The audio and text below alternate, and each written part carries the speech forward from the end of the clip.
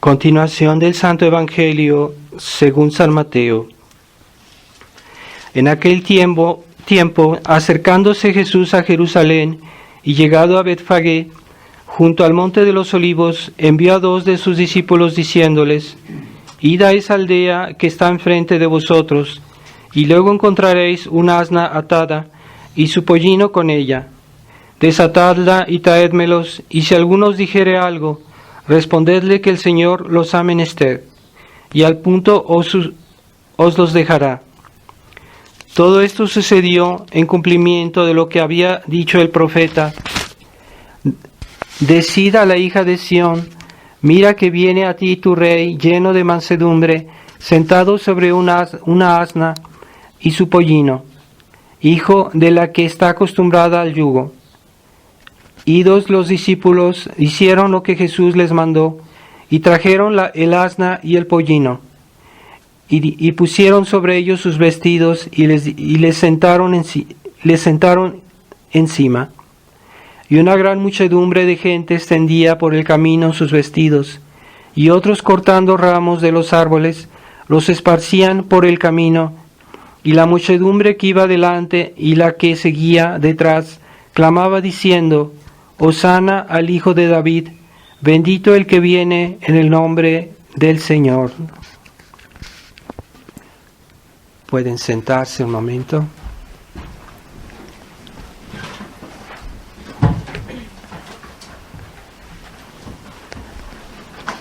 Estamos en este Domingo de Ramos. Estamos festejando al mismo tiempo a nuestro Señor triunfante, a Jesucristo Rey, que entra en Jerusalén triunfante, pero también estamos en el comienzo de la Semana Santa, por comienzo de la pasión de nuestro Señor, y en la misa pues vamos a leer la pasión de nuestro Señor. Así que este triunfo de nuestro Señor debería ser más estable, porque es lo que Él merece y lo que debería ser, pero tenemos momentos en la vida de nuestro Señor de humillación, de sufrimiento, de pena, y eso forma parte del orden de Dios, que quiere que por medio de la pasión haya este triunfo. Así que este Domingo de Ramos es un triunfo pasajero en ese momento, porque el pueblo que lo recibió, que lo aclamó, es el que poco tiempo después va a gritar: crucifíquenlo. Así que ahí se ve la inestabilidad humana, la inestabilidad del pueblo, de la plebe, y nosotros no debemos basarnos en eso para nuestros actos. Así que hoy, que está tan de moda ese espíritu democrático, que es la cantidad que cuenta, es el número que decide la verdad, que decide lo que está bien, lo que está mal, nosotros no nos basamos en eso, no nos basamos en las opiniones de la gente, de las personas, nosotros nos basamos en Dios. Y en Dios, que ha creado pues todo el mundo, que ha creado a los hombres, pero es Dios que, como es creador, es también legislador, es el que da las leyes, y también es rey del universo, rey de los hombres, rey de las naciones, rey de los corazones. Es nuestro rey que aclamamos y que debemos seguir, que debemos obedecer. Para eso es normal en nuestra constitución humana, ¿verdad? Y nosotros presenciamos un mundo que cada vez es más independiente de Dios, que se siente más independiente, que se siente más inteligente o más poderoso, más capaz, y prescinde cada vez más de Dios. Es una ilusión, es una vía al fracaso, a la hecatombe, al desorden. Si uno se aleja de aquel que nos dio la vida, pues es el mismo que nos conserva la vida, que nos da toda la esperanza en un futuro bueno, Es solo en Dios que se puede concebir eso. Así que nosotros no queremos caer en la ilusión de la plebe, que un día piensa esto y otro día piensa otra cosa, y en nuestra época es lo mismo, pero con los medios de comunicación, la publicidad, lo que dice la prensa, y la gente sigue, la gente escucha, la gente opina, pero también la gente es manipulada. Así como los fariseos manipularon al pueblo judío para que después gritaran crucifícalo, pues así hoy también los medios de comunicación y todo ese mundo que está al servicio del mal hoy, esas personas que detrás del telón, detrás de la pantalla, están dirigiendo o están manipulando a la gente. Nosotros como católicos, como cristianos, deberíamos ser un poquito más inteligentes y más bien basarnos en nuestra fe, en la enseñanza de Dios, en la enseñanza de la Iglesia, y no ser tan crédulos a lo que dice el mundo, porque hay muchos católicos que sí tienen la fe, pero también son crédulos a lo que se dice por ahí. Está bien, a veces uno no sabe, a veces uno está engañado. Por eso nosotros que tenemos la fe tenemos un recurso mucho más grande que la razón humana, y es más difícil engañar a las personas que están cerca de Dios que aquellas que viven en el pecado, que viven en el desorden, que viven en el hedonismo, que solo buscan su placer, su diversión. Y ellos son más frágiles a ese nivel porque el mundo los engaña fácilmente, porque no tienen principios, porque no tienen referencias las que nosotros tenemos. Lo que es vergonzoso que un católico que tiene referencias de la fe, tiene las referencias de la enseñanza de la Iglesia, de la tradición, se ponga a escuchar al mundo. Es una contradicción. Nosotros tenemos bases mucho más seguras. Por eso, cuando los apóstoles dudaron, cuando los apóstoles flaquearon, fue porque se dejaron impresionar por toda esa gente que estaba alrededor de nuestro Señor y que le gritaban, que lo escupían, que lo insultaban, y decían, no, pues esto ya está perdido, o sea, ya no hay nada que hacer. Se olvidaban que Jesús es Dios. Se olvidaban que Jesús había dicho, tengo que padecer, porque por este camino voy a salvarlos, voy a hacer la salvación del mundo.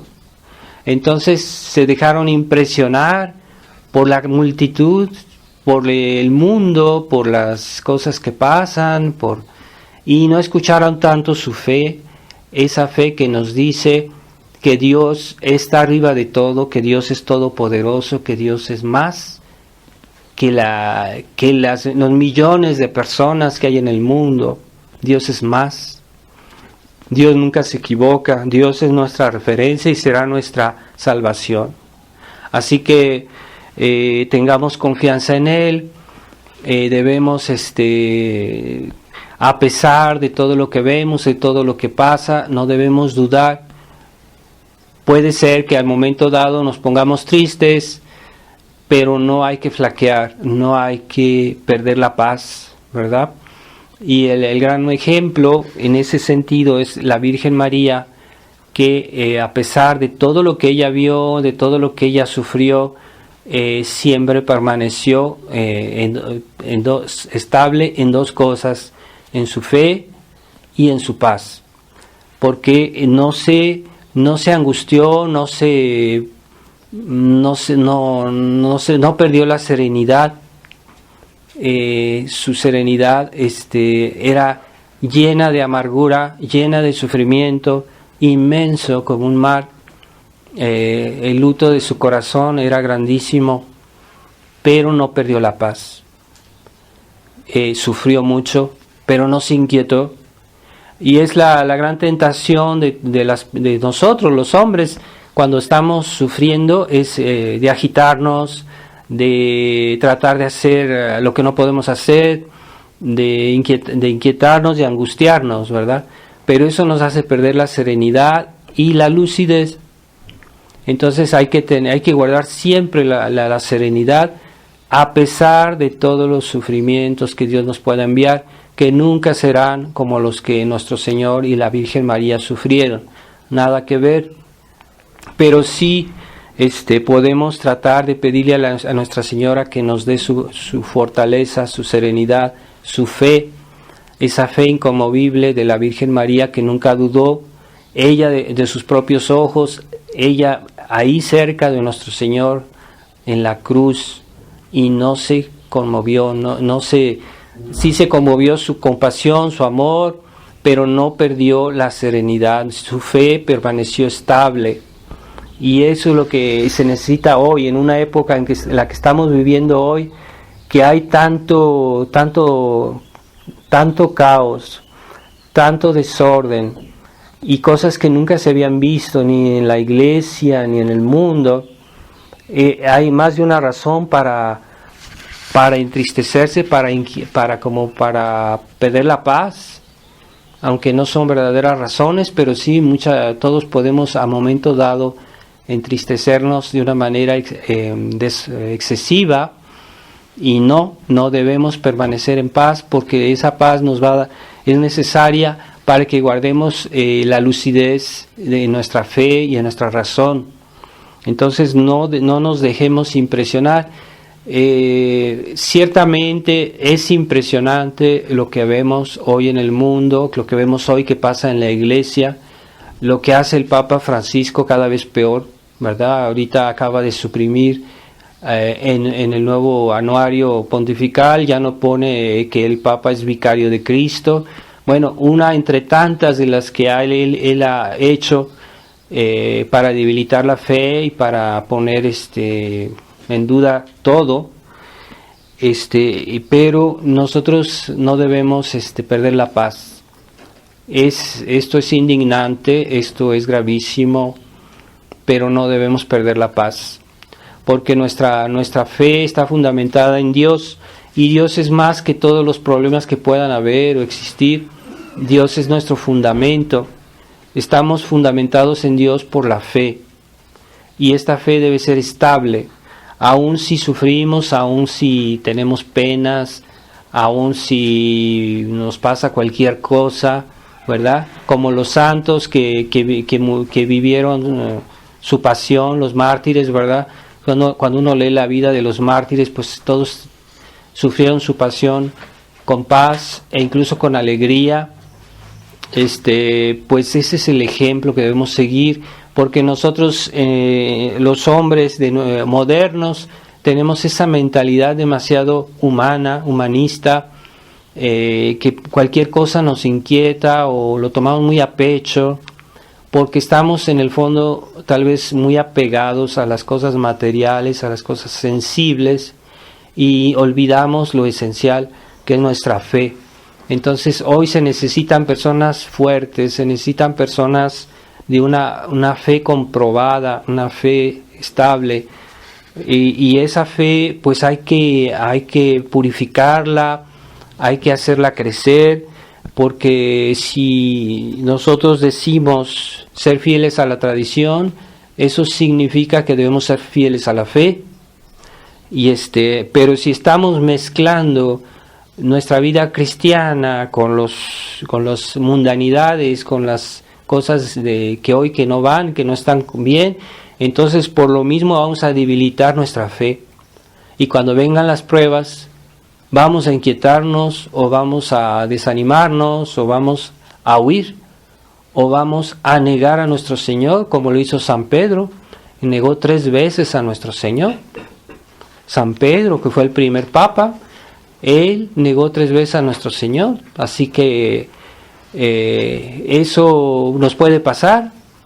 Pero ¿quiénes permanecieron firmes? Pues la Virgen María, San Juan, María Magdalena, ¿verdad? Personas que nos dan el ejemplo de pureza, de amor, de fe, de confianza en Dios. Así que más que nuestras fuerzas, más que nuestra inteligencia, debemos hacer confianza en Dios. Pero si adquirimos esa mentalidad mundana que da una importancia excesiva a la razón es algo bueno, es algo que está bien, pero no es suficiente en los problemas de la fe, en los problemas de la crisis de la iglesia. Necesitamos ante todo una fe bien arraigada. Y si esta fe está compartida con las delicias del mundo, con las pequeñas mundanidades, con las pequeñas placeres humanos desordenados, esa fe ya no es una piedra, no es un monolito, es algo que está así frágil y que puede agrietarse en una situación grave. Así que tengamos en claro eso y tomemos como modelo a la Virgen María en esta pasión de nuestro Señor. Por eso es bueno también hacer memoria de los dolores de Nuestra Señora en el tiempo de pasión, porque ella es el gran modelo de cómo hay que unirse a la pasión de nuestro Señor. No los apóstoles, no los demás, que todos dudaron, que todos flaquearon. La Virgen María sí permaneció estable, permaneció firme en su fe. Hay que comprender que el sufrimiento intenso no implica perder la paz, y hay mucha gente que no tiene claro eso. Hay sufrimientos muy intensos, muy fuertes, que no es necesario que nos inquietemos, que nos agitemos, que empecemos a agitarnos, porque se puede tener una paz, una serenidad interior a pesar de lo que suframos. Pero si no hemos cultivado ese espíritu de fortaleza, de desapego, porque a veces nos inquietamos porque en el fondo nuestro corazón está apegado a ciertos placeres humanos, a ciertas cosas sensibles, a ciertos lugares o a ciertas situaciones.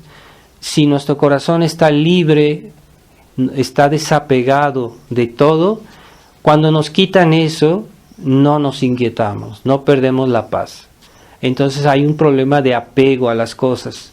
Entonces si estamos apegados al dinero o algo, y cuando nos lo quitan, entonces nos indignamos, nos perdemos la paz.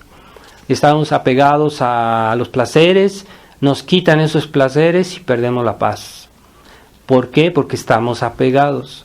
Así que hay que usar de todo incluso lo bueno que Dios nos da, pero sin apego, tanto cuanto nos sirve, tanto cuanto es para el servicio de Dios, para hacer su voluntad, su ley, y entonces vamos a ser estables. Hay que examinarse, pero oye, el hombre moderno está demasiado inmerso en lo sensible. Nosotros también estamos siempre apegados a lo sensible, y cuando nos quitan lo sensible, los placeres sensibles, las cosas sensibles, nos desorientamos, ¿verdad? Nos puede pasar eso si estamos apegados a eso. Cuidado. Lo sensible es lo menos importante. Lo más importante es cuando ustedes rezan su rosario, cuando ustedes están unidos a Dios por la misa, por la Eucaristía. Eso es lo más importante realmente.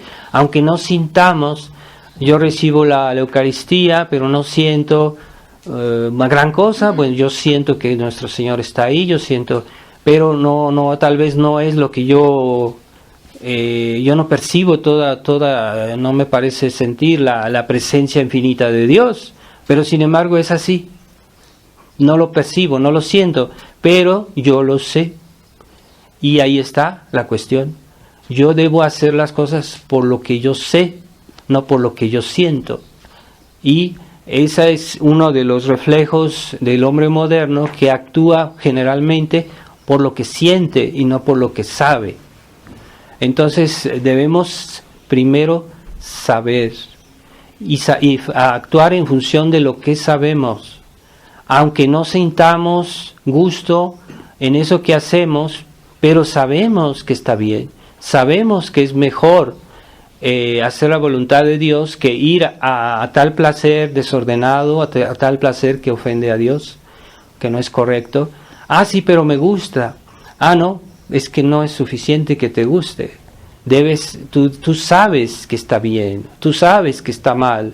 Entonces, por eso, esa es obrar por la razón, obrar también por la fe. Entonces Dios dijo esto, ah sí, pero yo no lo siento, yo no lo veo, bueno, yo no siento el infierno, yo no lo veo, pero yo sé que existe, y por más que lo olvide, pues ahí está, y si yo quiero vivir en el pecado, pues voy a ir al infierno. Ah sí, pero eso no lo veo aquí, yo no siento nada, no está. Pues sí, pero la fe me dice que el infierno existe. Así que debemos basarnos en las razones de fe, razones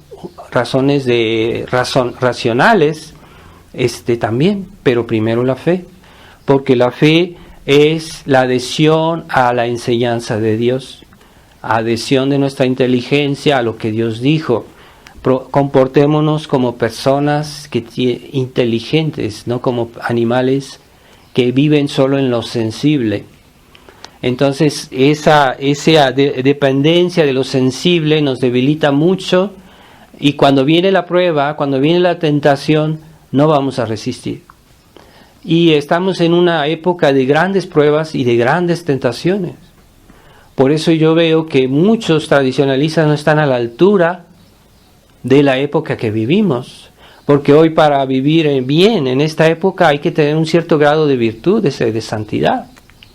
Si no, se quedan en el camino, porque desde que la tradición existe, desde que Monseñor fundó su obra, yo no digo que solo en la fraternidad había tradición, pero en la fraternidad fue la parte más sobresaliente de la reacción que hubo contra el Vaticano II.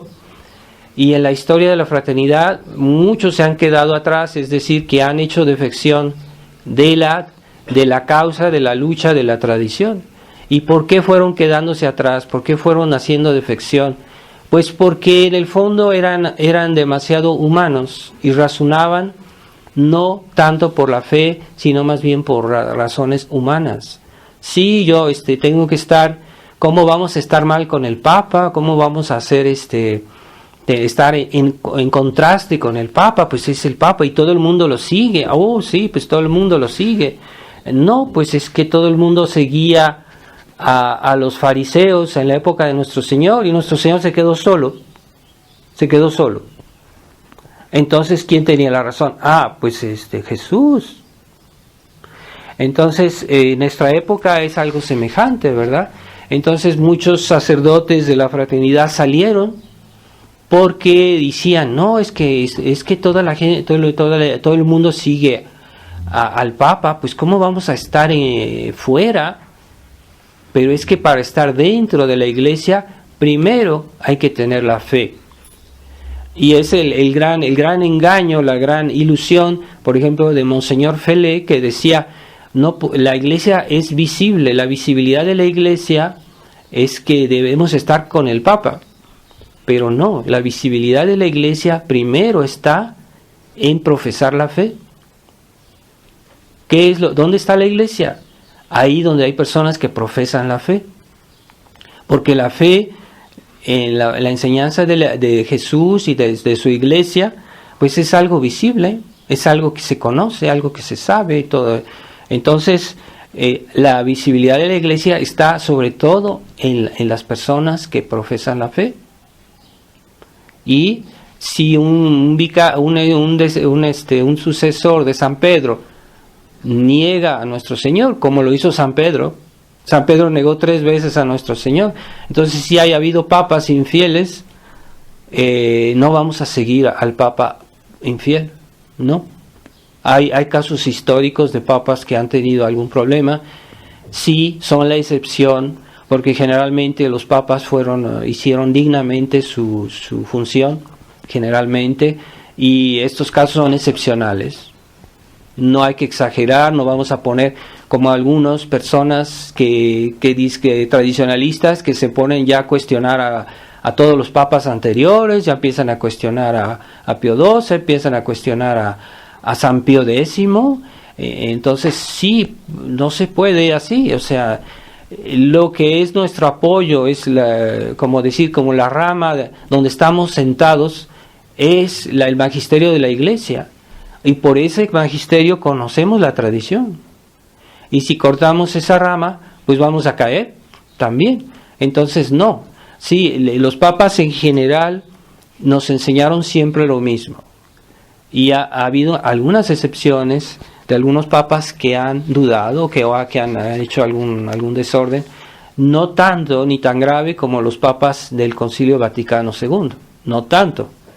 A veces los otros papas hubo problemas, pero eran más parciales, mientras que hoy es generalizado. Hoy se cuestiona todo, porque estos papas se han vuelto modernistas. Y como decía San Pío X, el modernismo es la suma de todas las herejías. Así que no nos extrañe que este Papa Francisco esté cuestionando no una cosa. Cada día nos saca algo diferente que cuestiona todo, nuestra fe. Entonces no puede ser, ¿verdad? Un día nos cuestiona que la Virgen, pues que es inmaculada, porque dice que era pecadora. Y otro día nos cuestiona que Jesucristo, diciendo que Jesús tenía sangre pagana, o cosas de ese tipo. Entonces eso es comenzar a poner en duda todo, o que reciba a homosexuales y personas de lo peor de una manera casi triunfal en Roma, como con todas las sonrisas y como si fueran personas recomendables. Eso es una recomendación tácita, o más o menos también explícita por los hechos de esas personas que viven en el pecado, ¿verdad? Entonces estamos viendo cosas increíbles en nuestra época, pero aquellos que dicen, nosotros tenemos que estar con el Papa porque no, la Iglesia es visible. La Iglesia es visible, la Iglesia, como decimos, la Iglesia es la que nos une, es apostólica, pero cuando reconocemos qué es lo que nos dieron los apóstoles en primer lugar, pues es la fe. ¿Qué es lo que hace visible la Iglesia en primer lugar? Es la fe. Entonces nosotros somos la Iglesia visible, nosotros que profesamos la fe. Y en la medida que el Papa se aleja de la fe, pues se aleja de la Iglesia. Como decíamos, señor Lefebvre, no somos nosotros los cismáticos, son ellos los cismáticos. Pero desgraciadamente están ocupando los puestos de la Iglesia. Ahí está el misterio. Pero esto se va a solucionar cuando Dios quiera. No hay duda, no hay inquietud en eso si tenemos la fe. Si nuestra fe es estable y no vamos a comenzar a decir, es que tal vez Dios se equivocó o que Dios no ha hecho todo lo que debía. No, todo está en el orden. Y la Iglesia no puede ser destruida, Jesús lo dijo.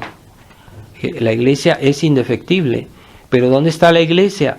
Primer lugar, ahí donde se profesa la fe, ahí donde hay santidad, porque la santidad y la caridad es un fruto de la fe. Que no nos digan que hay personas santas o que tienen mucha caridad, si su fe no está comprobada, si su fe no es estable, si su fe está corrompida por las herejías, ¿verdad? Como los carismáticos que dicen nosotros tenemos mucha caridad, nosotros hacemos, tenemos grandes, mucho amor, pero ese amor ¿en qué está fundado? Pues no está fundado en la fe, porque en esos medios hay muchos errores protestantes que son contra la fe. Entonces, conclusión, esa caridad es falsa, no es verdadera. Así que nosotros que no nos engañen, porque una persona que dice que tiene mucha caridad, si no tiene fe, o si su fe está corrompida, es falsa su caridad, no es una caridad, es más bien un sentimentalismo humano, es otra cosa, ¿no? La verdadera caridad siempre está fundamentada en la fe, está fundamentada en la virtud, porque si yo digo que tengo caridad, pero yo hago pecados contra algún mandamiento, por el hecho mismo se destruye la caridad, porque son incompatibles algún pecado pecado grave, contra la pureza o contra otro mandamiento, es incompatible con la caridad, es lo que nos enseña la teología católica. Entonces, por el hecho mismo que yo hago un pecado mortal cualquiera, pierdo la caridad, ya no hay caridad. Que no nos cuenten otra cosa, ¿verdad? Entonces hoy la gente confunde la caridad con el sentimentalismo, con una especie de filantropía, con una especie de buenismo, y no es eso, ¿no? La caridad verdadera sí es muy razonable y es muy justa y es siempre referente a la verdad de la fe. Así que no nos engañemos. Entonces la gran crisis de la fraternidad San Pío X, de la nueva fraternidad San Pío X, está en que quieren a forzar las cosas y decir no, tenemos que estar con el Papa. Nosotros rezamos por el Papa, rezamos por su conversión, no tenemos ánimo cismático, pero en las circunstancias actuales, como la Iglesia es una sociedad jerárquica, si uno entra en esa estructura de la Iglesia, uno es aplastado porque la jerarquía impone ideas, impone una práctica, impone una liturgia, impone, y uno como sujeto no puede decir no, ¿verdad? No puede hacer de otra manera. Entonces ponerse bajo esas autoridades es un suicidio programado, es un suicidio gradual. No digo que sea inmediato, pero sí eso es comenzar a dudar de la fe. Y esa idea de que tenemos que estar con la Iglesia, sí estamos con la Iglesia, pero la Iglesia se pertenece primero por la fe, se pertenece primero por la adhesión a la tradición, y nosotros queremos ser fieles a la tradición. La Iglesia es apostólica, sí, porque en la tradición hay sacerdotes, hay obispos, pero en la medida que están profesando esa fe, en esa medida que no hacen cosas contra la fe directamente. Ciertamente es muy difícil nuestra época, debemos tener a veces paciencia con la gente. Hay gente que actúa por ignorancia, es más excusable, pero todos debe haber siempre algunas personas que tengan una profesión total de la fe, y que debe haber algunos sacerdotes, debería haber obispos que también profesaran toda la fe de la Iglesia, que la enseñaran como es, que siempre va junto con la condenación del error contrario. No basta decir yo creo, yo debo denunciar el error contrario. Aquel que está socavando la fe en ciertos puntos, esa siempre ha sido el espíritu de la Iglesia, siempre ha sido así en la historia. La Iglesia siempre no solo ha enseñado la verdad, siempre ha condenado el error contrario explícitamente y ha dicho este error es falso, esto hay que condenarlo. No solo decir la verdad, sino también condenar el error. Así que nosotros debemos tener esa especie de rechazo al error, al mal, ¿verdad? Dicen que San Francisco de Sales una vez estuvo hablando con un hereje tratando de convertirlo, y después de esta plática él regresó, todo su cuerpo estaba lleno de ronchas, como de rechazo a esas herejías que decía esta persona, pero hasta en su cuerpo se veía esa alergia al error, a la herejía. Entonces, hoy la gente ya no experimenta ese rechazo, se han vuelto relativistas. Sí, déjalo que piense lo que él quiera, cada quien su verdad, yo respeto lo que tu verdad, yo respeto lo que tú piensas. No podemos respetar el error, el engaño, no lo podemos respetar. Así que, por ejemplo, en la fraternidad los sermones ya no se habla tanto de las cuestiones doctrinales, se habla mucho de espiritualidad, pero no basta, hay que denunciar el error, ya no se denuncia claramente lo que está pasando, los fieles necesitan saber hasta un cierto punto lo que está pasando para que se protejan, para que recen más, para que hagan algo. Entonces ya no hay la denunciación de los errores contrarios en la fraternidad, ya no se habla claramente de eso, es un problema real. Pero todo eso viene de ese acercamiento, de ese pacto con Roma y que los ha debilitado y los seguirá debilitando. Así que es una lógica que no se puede parar.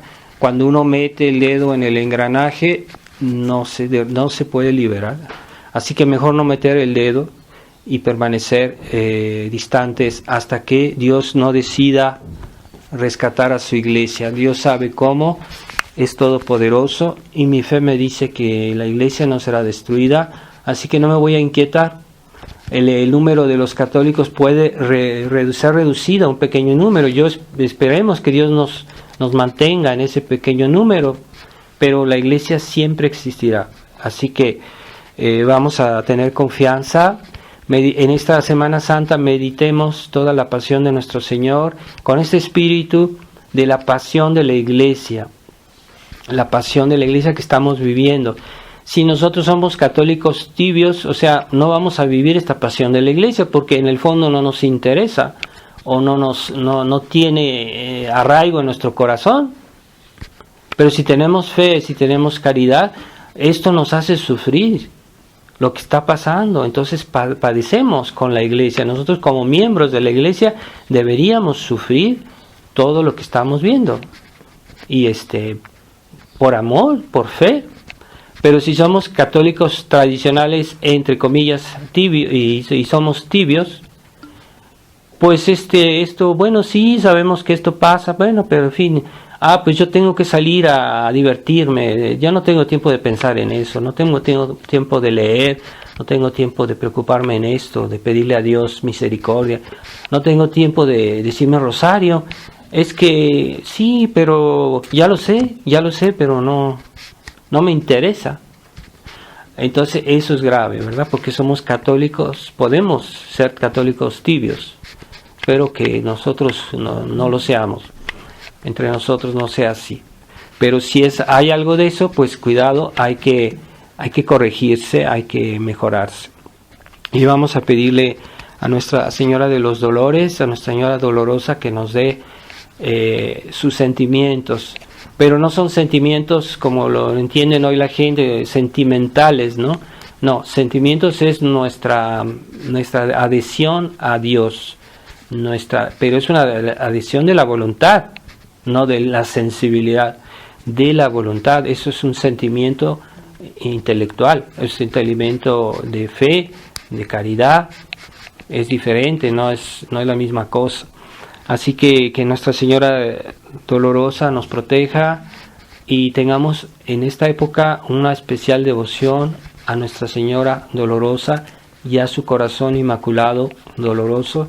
Es el momento, es el tiempo en el cual debemos tener esa devoción, porque yo pienso que también eso es un signo de perseverancia en esta crisis de la Iglesia. Ave María Purísima, cercado concedido. En el nombre del Padre, y del Hijo, y del Espíritu Santo. Amén.